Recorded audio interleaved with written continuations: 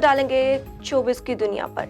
हाल ही में बहरोज सब्जवारी ने एक निजी टीवी चैनल के रमज़ान ट्रांसमिशन में बतौर मेहमान शिरकत की, जिसमें उन्होंने अपने पहले मुआवजे का जिक्र करते हुए बताया कि उन्हें पाकिस्तान के सरकारी चैनल से अदाकारी का सबसे पहला चेक मिला था, जो कि सिर्फ 19 रुपए का था। बहरोज सब्जवारी ने कहा कि वो मेरी पहली कमाई थी, जिसके मिलने पर बहुत खुश हुआ था।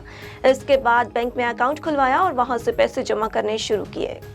बॉलीवुड सुपरस्टार अक्षय कुमार ने अपने मदाहों से माफ़ी मांग ली, लेकिन उन्होंने ऐसा क्यों किया?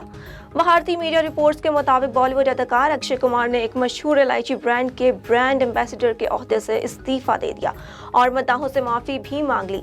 अदाकार को हाल ही में इलायची के एक ऐसे ब्रांड के इश्तिहार में देखा गया जो तंबाकू भी बनाता है।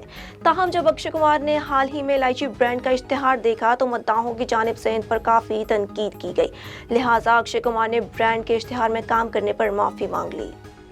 अदाकारा सना जावेद ने इंस्टाग्राम पर अपने नए फोटोशूट की तस्वीर पोस्ट की हैं। अदाकारा सना जावेद के इस फोटोशूट को सोशल मीडिया सार्फिन की जानिब से बहुत पसंद किया जा रहा है।